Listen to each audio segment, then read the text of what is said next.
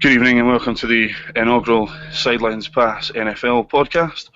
My name is Peter Benson, I'll be your host today, and with me I've got Paul Fowler and Mickey Bracey discussing football and more football. So we'll start with the game that's most recently happened. It is that sad time of the year where the football season's finished, but we've just had the big game. Go ahead, Super Bowl 50 between the Broncos and the Panthers. Broncos handily beating, or surprisingly beating the Panthers 24-10. First of all, we'll get into discussing that game. We've noticed quite a lot of people are talking about the Panthers a bit more than the Broncos, even though the Broncos were the winners. So I think we'll start with the Broncos today. Peyton Manning is obviously the best player to start, guys, and he didn't have his best game. But did it really matter? Did it really matter? He's had plenty of teams fail him in big occasions. So maybe it was time that a team or his defense carried him to the championship. Did he really earn it this season, or does it make up kind of for all the times that he's carried teams as far as he could? You want to hit it first? Yeah, sure. I can go first. So basically, this season, no, he didn't really deserve it because let's face it, he was pretty bad all season. But in terms of his career, I think he definitely did deserve to get that second ring. Like you mentioned, all the times he carried his teams to the playoffs and then just fell short. And I think like he definitely deserved it to be on the back of his team for once.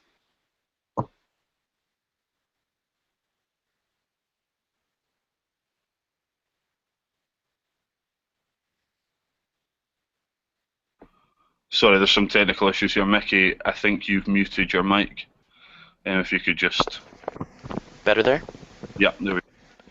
Oh, all right. Sorry about that. Yeah, I watched Peyton Manning in Denver for his first couple years, and their defense just looked like a liability. And with the addition of Von Miller and DeMarcus Ware, just picking those two guys up, I know they lost guys like Elmas Dumervil in the last offseason, but I think it was well deserved for him to get a break. I mean, he didn't really play even subpar, but I think he could have probably upped his performance. But just along the lines of whether he deserved it or not, I think he deserved to be in the Super Bowl, and I think he deserved for his defense to do the brunt of the work. Okay, that's fair points on both sides, I think.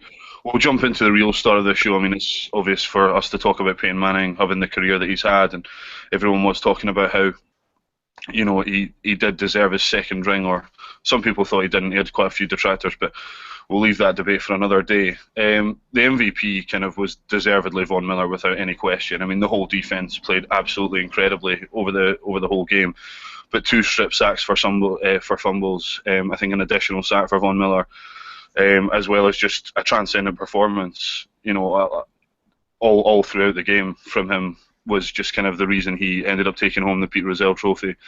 So how does this affect? I mean, the surprising thing is that Miller is in fact a free agent this season. So how does this performance affect his upcoming free agency in terms of his contract? And will the Broncos allow him to walk, or will they franchise tag him, or do you think they're going to have to make him the highest paid defensive player ever to keep him?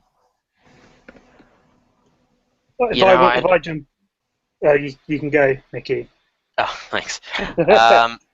I think they're probably going to have to slap him with the franchise tag. I saw my team slap Dez last year with it to keep him, and it's just that you get big egos after all, and I think if they want to keep Miller, they're definitely going to have to hit him with the franchise tag so he doesn't walk. I don't think they have the money to spend as much as they'd like to on Miller while trying to keep the rest of the team maintained, especially if you don't want your quarterback to be Osweiler. Which, I mean, I don't mind Brock, but I don't think he's their number one option. So I think they are going to have to do some shopping, but I think they'll hit him with the franchise tag here to keep him. Yeah, I mean, I don't think there's any way he's leaving Denver this year. Like, if they can't work out a long-term deal, then they're definitely going to put the franchise tag on him. And when he does eventually get the long-term deal, which he is going to get either this year or next, I think it's pretty obvious that he is going to be the highest paid defensive player ever.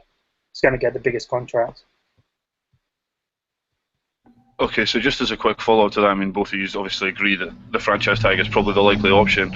Denver have Ryan Clady coming back. Remember him coming back off injury, and he counts about 10 million towards the cap this year. Apparently, they save 8 million if they cut him. I mean, if they cut him, I think they've got Derek Wolfe to re-sign as well. Cut him, save some money. Peyton Manning, if he retires, which we're all presuming he does, saves 19 million.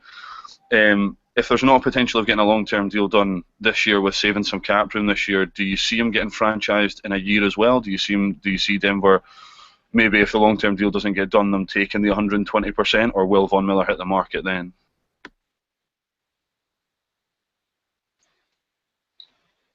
I don't think there's going to be enough money, because if that's a lot of money to spend on one player, if you can't work out a deal by then you're going to have to assume that he's going to hit free agency.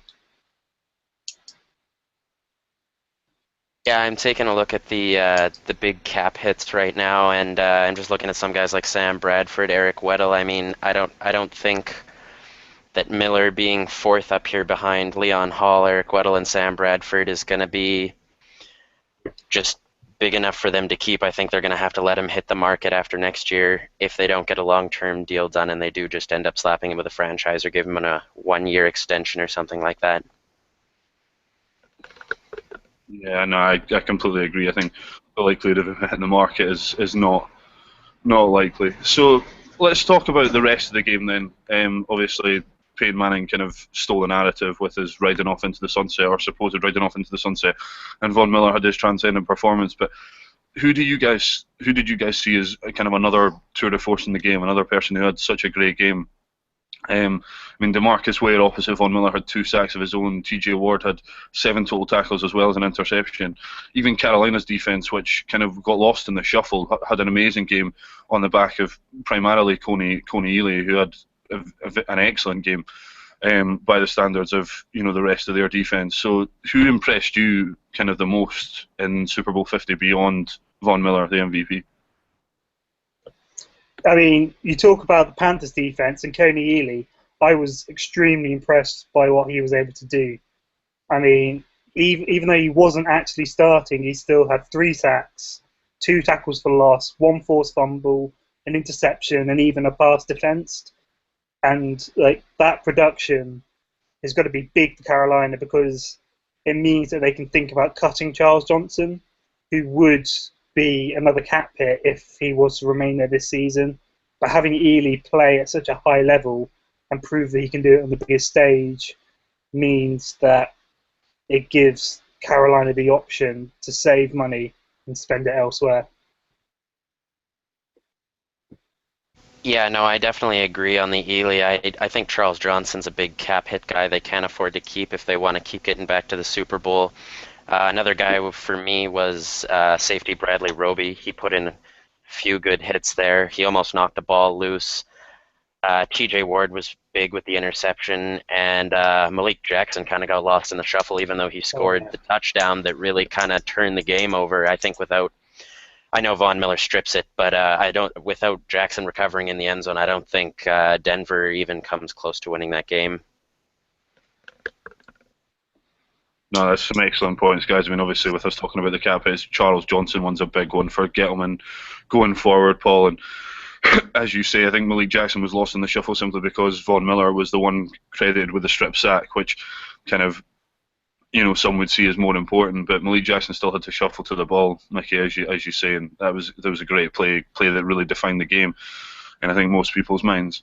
So moving on, we've talked a lot about Denver now, and rightfully so. They are the Super Bowl champions, but one narrative that did come out the back of the Super Bowl, and I'm not so much talking about his press conference, because everybody's talked their hind legs off of that, and to be honest, it's not really something that we should be talking about and will likely be forgotten as the off season goes on. But Cam Newton, coming in league MVP, had an incredible season and was playing at a different level from everybody else, but came into this game and missed a few passes early on.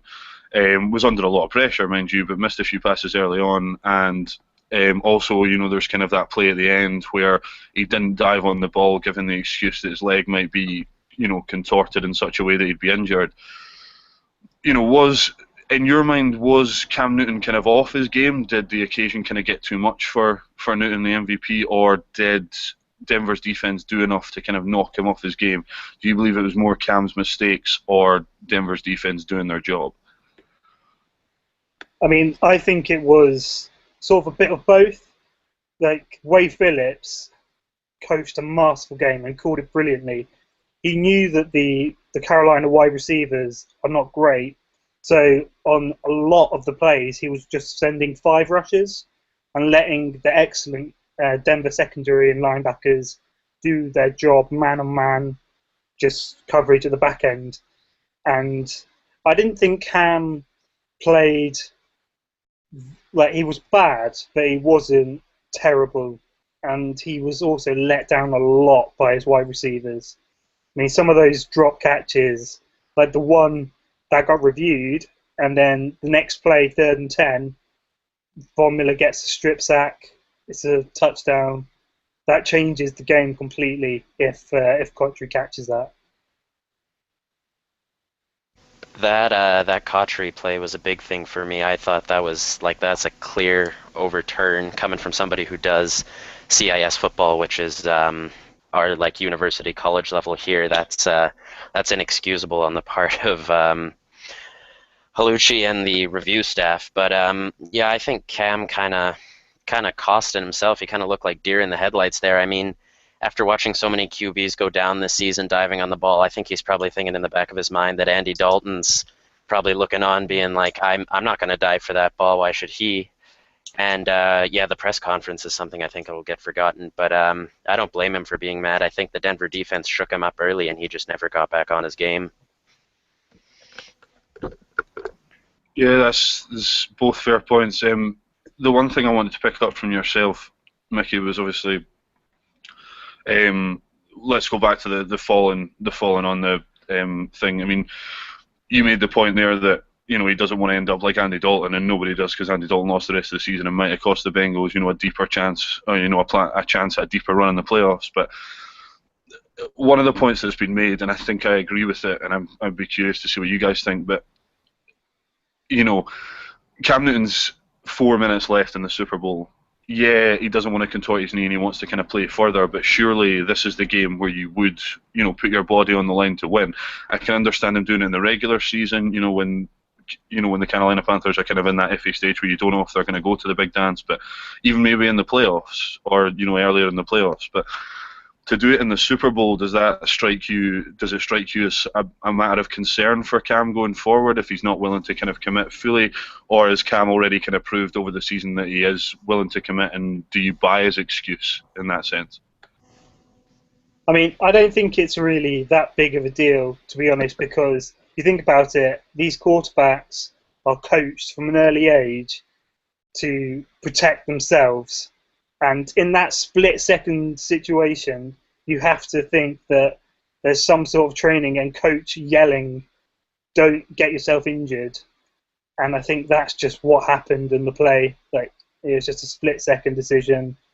Yes, he could have made a play on the ball, but I think instincts would tell him not to do that, and they just overtook what the logical thing to do would be. Yeah, I'll have to go with that. I mean, as a fan, you're like, come on, you gotta hit that ball. Like, how are you not diving on that? Every other player on the field's going for it, and you're just standing there.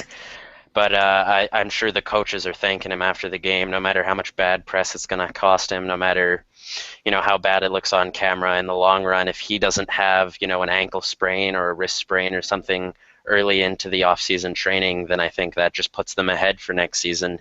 And he knows what he's got to do to put in the work with the rest of his teammates on how to win there. So clearly the long-termism kind of argument prevails here. I mean, yeah, I get that, and I think you guys have made good points on that, so maybe my opinion might change slightly on that. So let's move forward then and talk about kind of what it all means. So we've kind of talked the game a bit there. Let's have a look now at kind of what came out of this game and what this means for kind of certain players and their legacy and so on. So let's go back to Peyton Manning. Obviously, the narrative that kind of come out at the start was going on all through this 2 weeks leading up to the Super Bowl. You know, we're talking about Peyton ending his career, riding off into the sunset. What does kind of this second ring mean for him? Does it change his legacy too much? Is he a bona fide top 5 passer? Can he make a claim for the greatest of all time? Or does his postseason record kind of in 9 one and dones speak louder than his 2 rings, even if he hasn't, as we talked earlier, he hasn't earned one of these rings? He now sets himself up with a 14-13, so a winning playoff record, which kind of puts him in the same echelon as John Elway. Would you move him up into the top 3 because of the second ring, the top spot, or does he just remain a top 5 passer, if you even believe that? I mean, I think at the end of the day, he still holds pretty much every passing record going, and he's won the MVP 5 times, but still, I think if he hadn't won that, I think it would have hurt his legacy. So without the second ring, I think he's still a top 10 quarterback. But having that second ring elevates him into the top 5 category. I mean, like in 20 years from now, we'll be talking about the 2 rings and the 5 MVPs, as opposed to the fact he pretty much stunk this season. But because he got it done at the biggest stage, got his second one, that elevates his legacy. Yeah, I'm going to have to go with that. I like that. I'd put him outside the top 10 without a second ring, no doubt. I think this moves him probably top 5, top 3. For me, he's not the top. I'm going to have to stick with Brady and the 4 rings and the fact that he doesn't have to rely on defense to win anything for him, and the fact that he might have one more in him. But I think Peyton can't move into a top spot for me until he had proved that he could win in Denver. I think the beating they took by Seattle the first time they were there just really cemented that he couldn't win all by himself, not like some other quarterbacks could. I mean, somebody pointed out to me that Steve Young's got 3 rings, but he didn't win 2 of those as a starter. He won them behind probably one of the greatest of all time in Joe Montana. So this ring is kind of like he was the backup almost, because he was almost non-existent on that stage, and that I think really hurts him. Had he have had a better game and maybe won the Super Bowl MVP, he probably jumps automatic top 3 for me, but because he kind of just wasn't really all there, he's going to have to stay at top 5 for me. Okay, so both of you kind of agree that he's definitely top 5 now with the second ring. So what are some of the names off the top of your head that are definitely above him, and then kind of who is he on kind of par with for you? I think you have to have Brady and Montana as the top 2, and then I think there's a significant drop-off where you have guys like Elway and Manning would fit into that sort of 3 to 5 region, for me anyway. Oh yeah, I'm going to go with Brady as number 1 and then Montana number 2, and yeah, I'd move Peyton somewhere in the top 5. I'm going to probably have a guy like Marino maybe somewhere in that top 5. And then, yeah, I think there's kind of a drop-off in tiers where you've got guys with 3 rings, or who just like Elway, you've got your Aikman and your Bradshaws. But, yeah, I think you definitely have to have Brady and Montana as your top 2. Okay, seem to be agreed on that, which is fair. I think it's really hard to debate really beyond that top 2. The top 2 seem to be locks, but after that, that's where it gets a bit trickier. So let's move on to another person who could be kind of headed towards the Hall of Fame.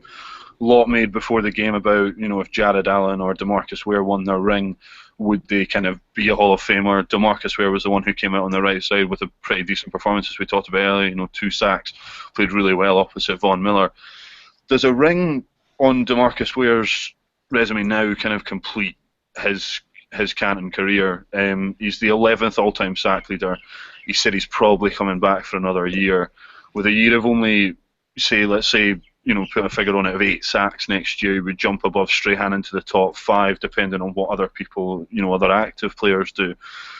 Is DeMarcus Ware kind of the transcendent talent that his numbers suggest, or is he just the benefit of a pass-heavy league? And does he belong in that discussion as a Hall of Famer now that he has his Super Bowl ring? I know that Mickey will have a lot to say about this as a Cowboys fan, but I think that this ring does definitely put him into Hoff consideration. Like you say, he's probably gonna finish in the top 5 in sacks of all time, and it wasn't just his performances with the Cowboys, but since he got to Denver, he's been brilliant with Von Miller, and they are probably the most dynamic pass rushing duo in the league. And I think that Ware gets all the credit he deserves. He should get the credit because he has been brilliant this season and deserves to go in. You know, as a Cowboys fan, I'm definitely going to have a bias there on whether he should be a Hall of Famer or not. But for me, the ring really puts it in. I don't think Jared Allen with a ring gets in as much as I liked watching the Vikings struggle with the Jared Allen days. I think he needs maybe 1 or 2, and he needs to move way up in sacks. But I think if Von Miller continues to dominate, I think alongside DeMarcus Ware, both of those guys get in because now they've got rings and they're both elite pass rushers. And I can see Ware coming up with the 8 sacks as long as some of the other active players don't do what they're supposed to do.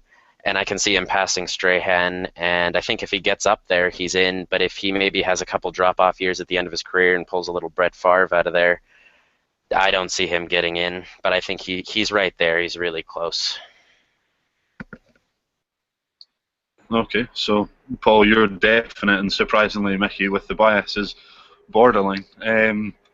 That's both kind of fair points. I think it is one of these tough ones when they're on the bubble, and it'll be interesting to see when he does retire, kind of where he stands. And I think right now speculation might come into play. So let's shift the focus back to Carolina again, because I feel like we should talk about them for a bit. They had an absolutely dominant season this year. Some say it was as benefit of an easy schedule, but they walloped everyone apart from the Falcons in week 15. Week 16 even, sorry. And, you know, it didn't look like they were going to lose really for the entire season and really shouldn't have lost to the Falcons. Are they built, in your mind, to kind of bounce back straight away and still compete, especially with players like Benjamin coming back, giving them the legitimate number 1 option that they didn't have this year that was so kind of such an apparent loss in the Super Bowl? Or kind of are some of the ensuing free agents and maybe other circumstances going to stop them from coming back to the dance next year? Yeah, I think they will be able to bounce back next year. It was a tough loss, and we have seen some teams take a step back after getting to the Super Bowl, but they've managed to keep both of their coordinators, who were both hot names for head coaching jobs. That's going to be a big deal for them. Like you say, getting Benjamin back is going to give them an elite sort of number 1 receiving option, and if Funchess can come along as well, that's going to help. Like you say, they did have quite an easy schedule playing the NFC East and the AFC South this year.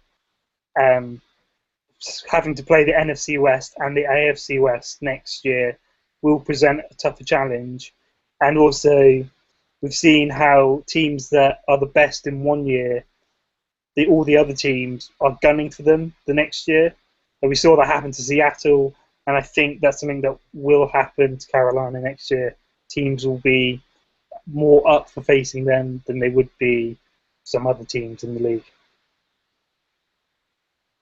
No, yeah, I got to agree with that. Once you see the giant fall, you definitely want to attack him. Funchess was a name you mentioned right there, and I really liked him as a rookie. I think he really produced. I think getting Benjamin back is going to be the biggest boost because when you lose your number 1, like the Cowboys did with Dez, on top of losing Romo, it's so hard to produce. I know they had Greg Olsen come up big this year, but he's another aging tight end that I don't know if his production's going to stay up there. But if he can stay in the game, they get Benjamin back, and Cam can ride along his defense, who have been just spectacular with Kuechly at the helm. I think Carolina gets back there. Now, whether they win or not, I don't know, but I'm going to call them to get back there. Okay, another repeat in the NFC then.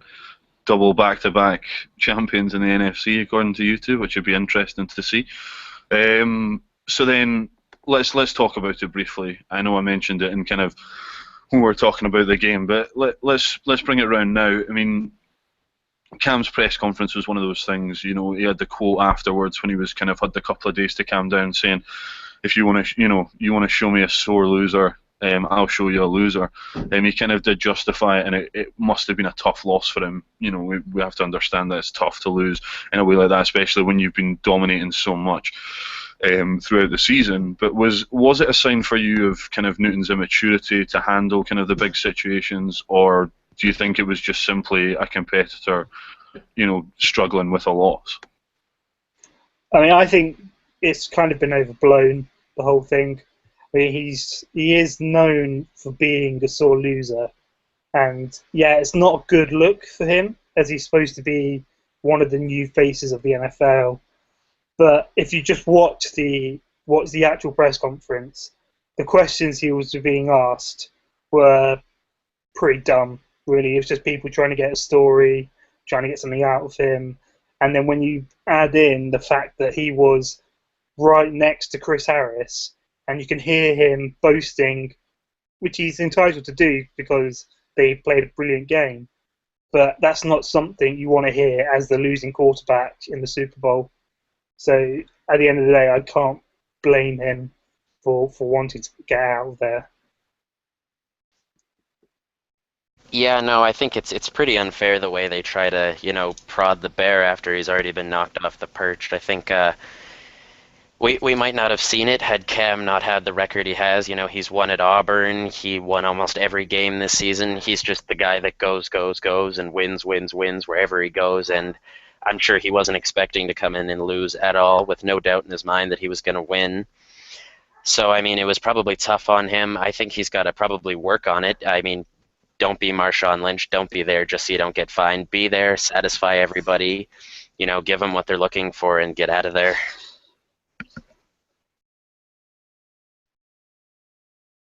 No, I completely get kind of the points made on both sides. I just want to pick up on something that you quickly said, Paul. Obviously, Chris Harris, that was the big thing made of it. The overriding kind of characteristic of the press conference was indeed the loss, but there was a couple of kind of factors that I just want to get your opinion on, just with regards to it. Obviously, Chris Harris and being able to overhear Chris Harris. A lot of pundits have talked about kind of the setup of the room, and I wonder how much you guys, well, especially you, Mickey, because Paul's already touched on it, but how much you guys see that as being a factor. The other one is quarterbacks are always targets. They are the faces of their franchise. They do set them. They have to be kind of more in tune with their feelings in the public eye. But how much of it do you also think was part of Cam's demeanour this entire season?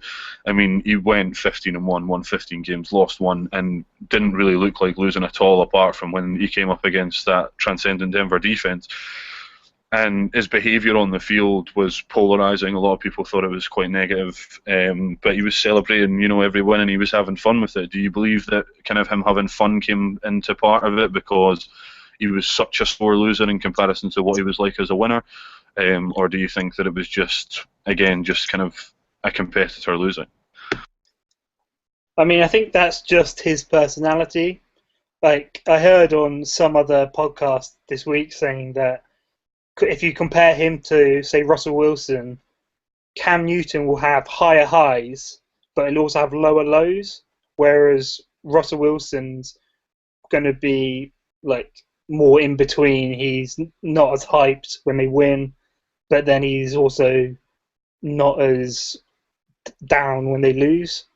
And I found Cam's antics on the field fun for the most part. I mean, some like what he did against the Titans when he scored and was just dancing at them in the end zone. And then one of the linebackers comes over to shout at him, and he just keeps dancing. I thought that was hilarious. But I think that that's just his personality. Everybody knows what it is. You can say that he should be more professional, as you say, quarterbacks are always going to be the prime targets. But I don't really have a problem with it. He's still quite young, and I'm sure it's something he's going to look back on in a few weeks and say, "Yeah, I should have done better with that." I know I can definitely see that. I think he's just one of those hyper competitive guys that lays it all on the line. I like the comparison that you got to Russell Westbrook, or not Westbrook. He's way too big of a loser to do that. But no, Russell Wilson. I think if people remember MJ punching Steve Kerr, there's just those guys that have to win or bad things happen, and I think the dancing, the dabs, everything like that, that's just part of his personality. And when they win, you're going to get lots of that. When you lose, you're going to get lots of that. And I think everybody knows that because that's just the way he was developed, being a winner at Auburn, being a winner everywhere. You're just kind of taught if you're going to be the best, you might as well act like the best.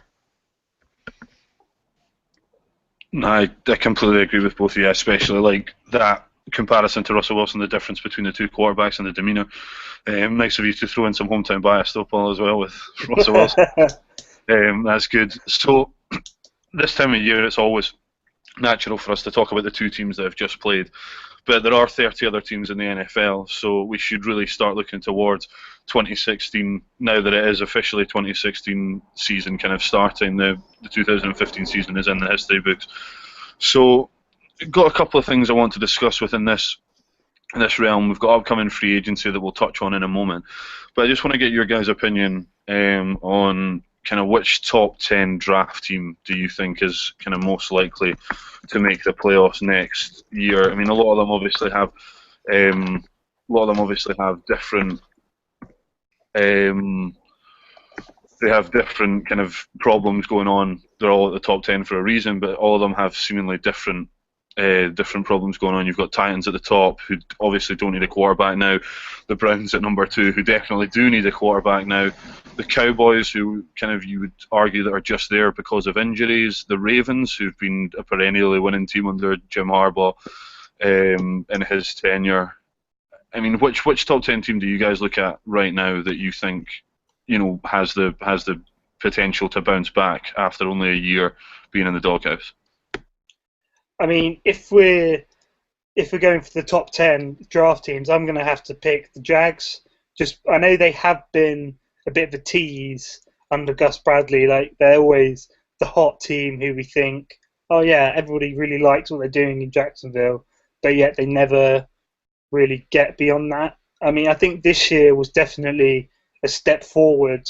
I mean, you've got Blake Bortles throwing for nearly 4,500 yards, 35 touchdowns.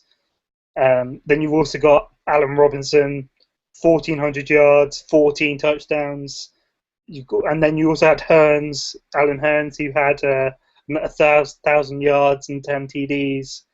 Like, that is a very high-powered offense. If Bortles can cut down on those back-breaking interceptions that he has a knack for, then I think that they could really be a team that challenges, particularly seeing as they are in a pretty bad division. I mean, I don't think the Colts are going to be anywhere near as bad this year, but I still don't believe in the Texans, and the Titans are pretty bad. They're one of the worst teams in the league. So I think the Jags have a lot of potential to make a run at the playoffs. Yeah, I'd agree with the Jags having a high-powered offense, and I think it all relies on Bortles. And so far, he's shown that he can throw for the yards, but he's really got to cut down on those interceptions, like you mentioned there. If I'm going to have to go with an out-of-town team that isn't the hometown Cowboys, who I'm sure will be back in the playoffs, especially with, not in a division that it used to be with such bad teams. The Giants, I don't think, are going anywhere. I don't think the Redskins are going anywhere, and I don't really know what the Eagles are going to do. But my team in the top 10 is at number 9 for the Bucks. I think they kept Lovie Smith this year, which was a big decision for their GM there. And I think if they can get Martin back, or if they can get another productive running back, I really, really liked watching Winston this year. I think he might have had a rough start to the game as he first week got beat up by Mariota, but I think for the rest of the season he was the best rookie out there and one of the best quarterbacks, whether he got noticed or not. And I think him coming in with a year of experience really just furthers what he can do, and I think he can really drive Tampa Bay into a playoff spot.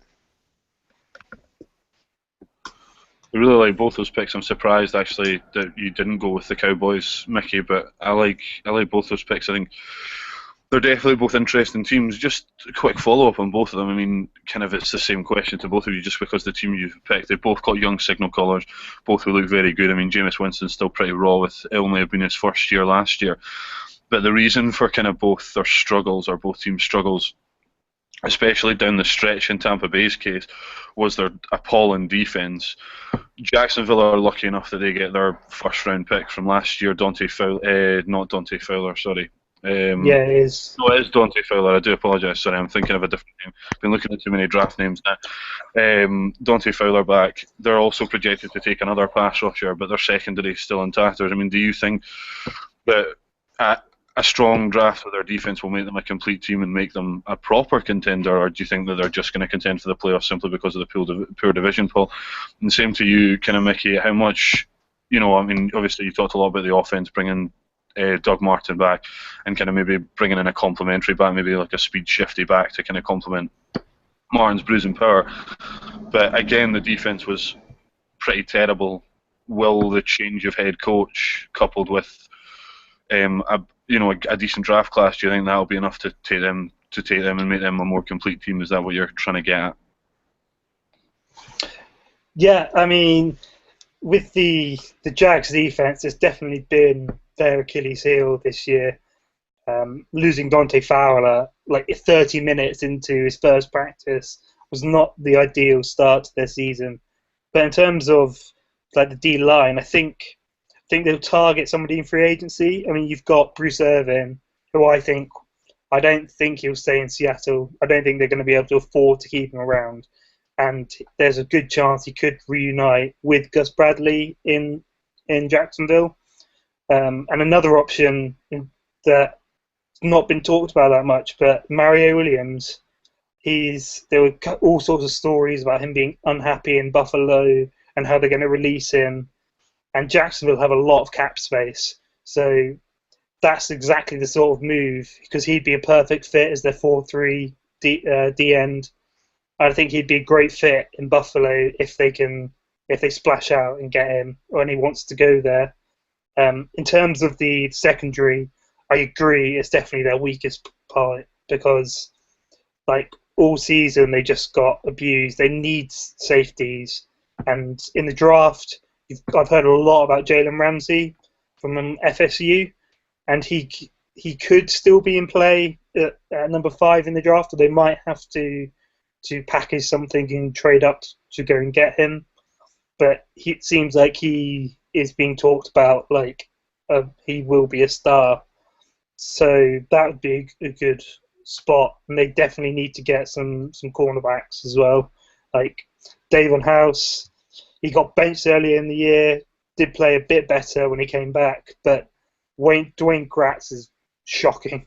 He's so bad, and generally, yeah, they need to just improve their depth in their secondary.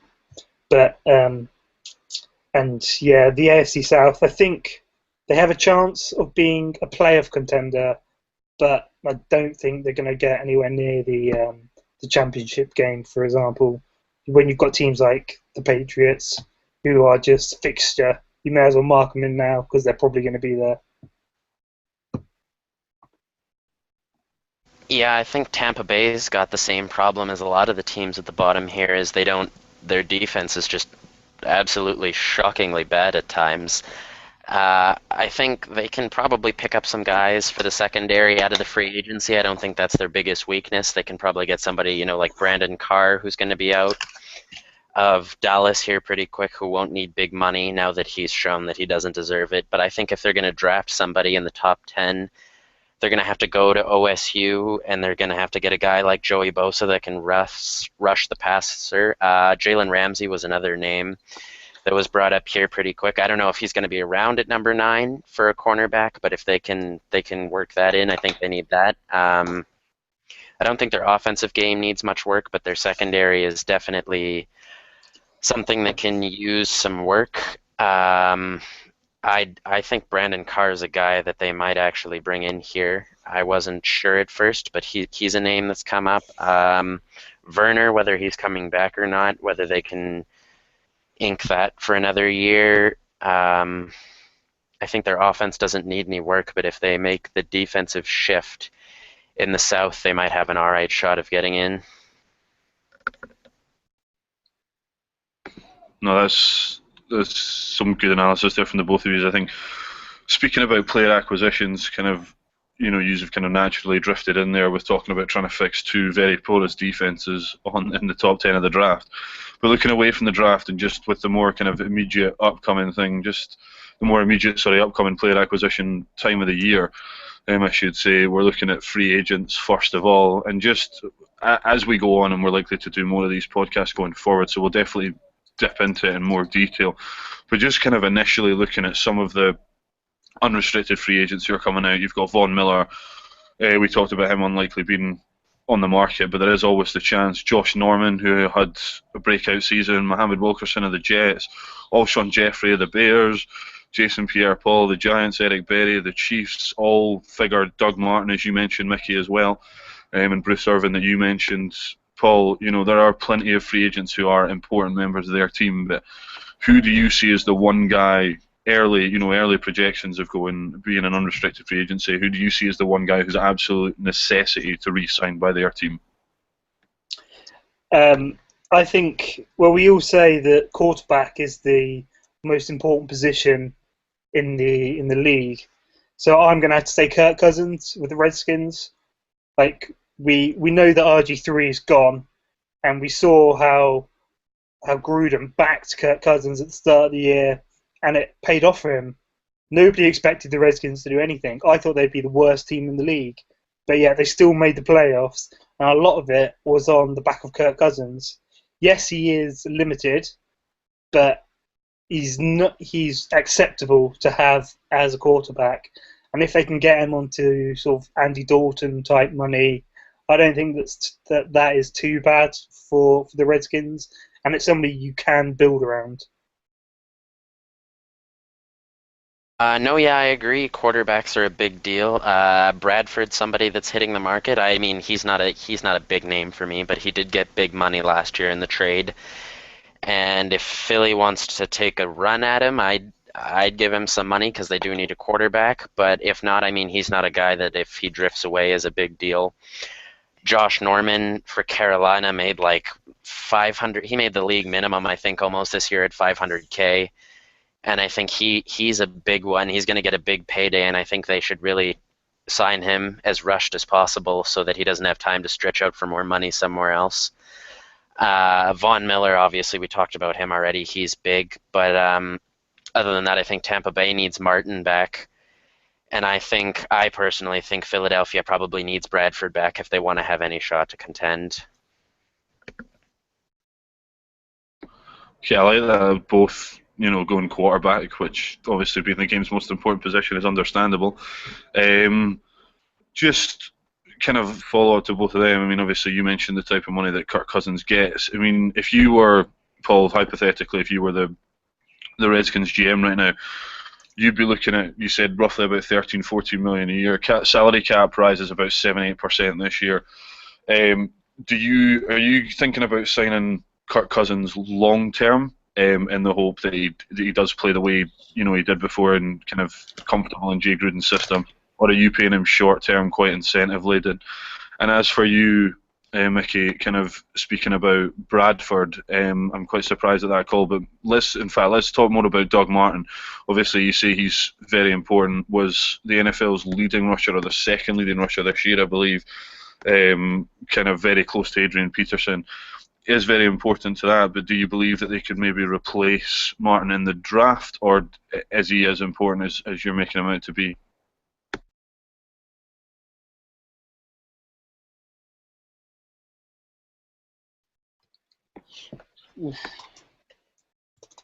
Well, with Martin, I think he showed this year that he can be the guy in Tampa that carries the offense at times. I mean, you could tell that his ability to get yards definitely helped that offense with such a young quarterback in Jameis Winston, who I thought had a great year.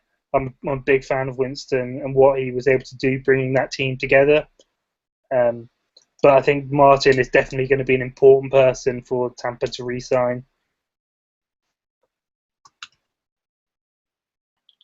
Yeah, no, I think he's important.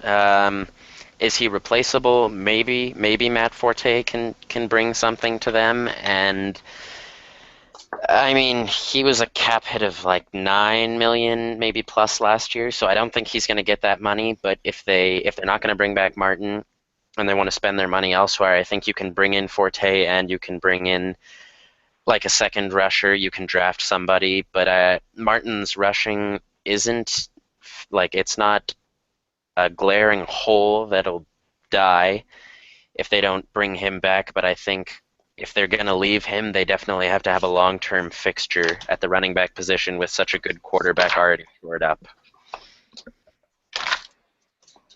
Oh, perfect, guys. That's great.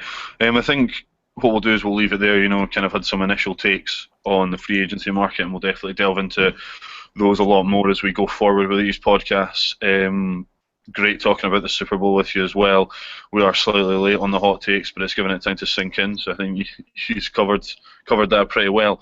As I said before, we'll be tackling podcasts in this space, and we'll be delving more into free agency and the draft as the combine kind of comes around, then free agency and then the draft. So even though the season's finished, the NFL never sleeps, and there'll be plenty more to talk about. I'd like to thank Paul Fowler and Mickey Bracey today for kind of joining me and starting this podcast series off with a bang. Maybe some new faces as we go forward, but we'll let you know in good time. Until then, I've been Peter Benson. Thanks again to Paul Fowler and Mickey Bracey. Thanks very much. Bye.